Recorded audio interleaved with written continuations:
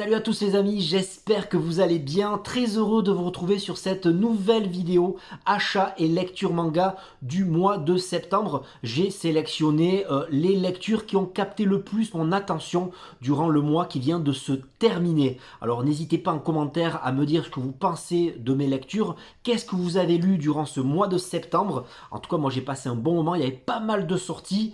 N'hésitez pas à commenter donc, à liker, à vous abonner et à activer la cloche pour ne rater aucune vidéo. En tout cas, les liens des réseaux sociaux sont dans la description. C'est parti, générique.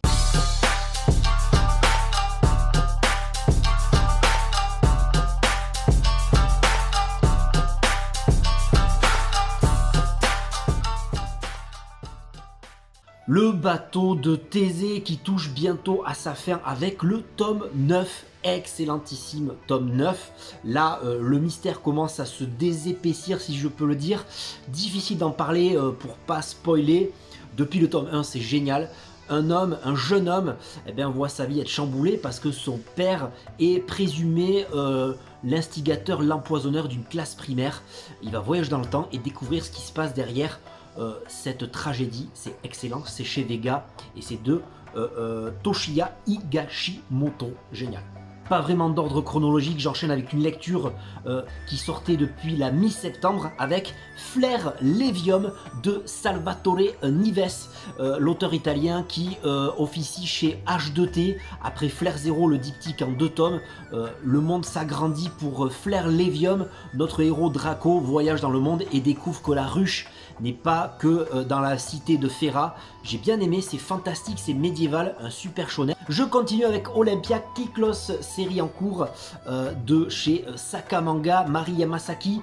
C'est le voyage dans le temps, c'est la Grèce antique et c'est notre peintre sur céramique Démétrios qui voyage dans le temps et qui va apprendre la vraie valeur du sport pécuniaire, la morale, la fierté d'un peuple comme la Grèce, les Grecs ou les Japonais. C'est très très bien foutu. Il rencontre des gens connus comme Tezuka Sensei ou alors le philosophe Platon. C'est très très bien. Je continue avec encore une lecture qui m'a ébloui, et là celle-là m'a ébloui par son côté esthétique, les dessins j'ai adoré. Il s'agit de Kowloon Generic Romance, un tome 1 très très bien fichu, des mystères qui planent, des secrets, et ce tome 2 est tout simplement génial.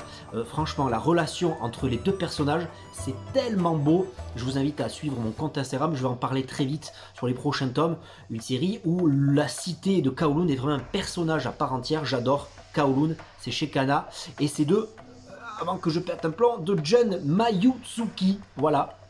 J'enchaîne après avec Quand sonne la tempête de chez Akata. Là, c'est excellent, série terminée en 5 tomes. Une très belle lecture, le tome 1 était vraiment très cool. Thriller, une ville de province avec tout ce qui est séisme, débordement de l'eau, pluie diluvienne, une ambiance un peu crado. Et c'est ce collecteur pour la mafia qui va tomber dans un engrenage. Et ça, c'est vraiment très haletant, c'est très bien fichu à suivre avec un tome 3 qui sort très très vite en octobre. J'espère vous en reparler sur les réseaux sociaux ou sur la chaîne YouTube. En tout cas, foncez. Et l'objet, là, je tenais à dire, parce qu'on aime bien les jolis objets, les collectionneurs de manga, cet objet est très très beau, la jaquette est magnifique. Je le finis à l'instant, c'est chez Naban, c'est Give My Regards to Blackjack, c'est sur la médecine, sur la société japonaise, et surtout sur son système hospitalier qui est vraiment différent du nôtre. Alors c'est notre jeune Saito, notre jeune interne, qui se frotte au monde impitoyable, du médecin, de l'économie, de la médecine, du business et puis de la morale. C'est excellent. Et le tome 4, toujours avec cette belle jaquette. Alors là, vous voyez, c'est un gros pavé de quand même 400 pages, 5 tomes terminés. J'enchaîne le tome 4 extrêmement rapidement parce que je suis très fan. J'adore. Je continue toujours l'aventure Urasawa avec Happy. Alors là, une énorme lecture encore une fois. C'est génial, c'est chez Panini, c'est de Naoki Urasawa évidemment, avec Kiku en couverture qui prend beaucoup de place dans ce tome. Mais j'adore le personnage, sa relation avec Umino et puis justement son match avec Shoko qui va être incroyable. Alors les personnages secondaires pullulent dans le bon sens du terme, le senpai, le collecteur, la mafia, le coach pervers, toujours une sublime narration de la part de Naoki Urasawa. J'adore son trait, sa structure narrative, c'est hyper plaisant à lire. Chez Panini Manga, c'est fini en 15 tomes, j'achète le tome 12 très vite, une pure merveille. Happy de Naoki Urasawa. Et je termine en fanfare avec une édition vraiment dont je ne possédais aucun exemplaire. Il s'agit des éditions Flebelebe. Alors je sais pas comment on dit. C'est voilà, je voulais parler de Avaler la Terre. Je vais pas m'exposer trop sur le sujet sur la Terre. Je voulais faire une critique soit par YouTube, soit sur Instagram. En tout cas, un gros pavé comme ça de 600 pages sur un manga de Tezuka de la fin des années 60. Un manga très fort au niveau de ses thèmes, de l'anticapitalisme. Ça avait bien démarré, j'ai été un peu déçu au niveau du rythme, mais ça s'explique. Je l'expliquerai dans une critique prochaine, dans une vidéo. Et je voulais parler également chez cet éditeur qui fait du très bon boulot.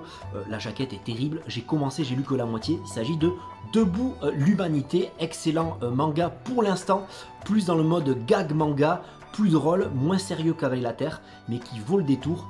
On en reparle très vite sur partout, réseaux sociaux, YouTube, voilà. Voilà, j'espère que cette vidéo vous aura plu. N'hésitez surtout pas en commentaire à me dire ce que vous en avez pensé, vos lectures, échangeons, c'est ce que je veux, c'est échanger avec une communauté, partager les idées, partager les mangas, les lectures, les achats, et puis n'hésitez pas à vous abonner, à activer la cloche, à liker, ça fait toujours remonter la vidéo dans les recherches YouTube. Voilà, les liens des réseaux sociaux, je le rappelle, sont dans la description. J'espère que cette vidéo vous aura plu, que vous aurez passé un bon moment en ma compagnie. Et bien, à la prochaine pour de prochaines aventures. Et n'hésitez pas à lire des mangas et lire des mangas. Ciao!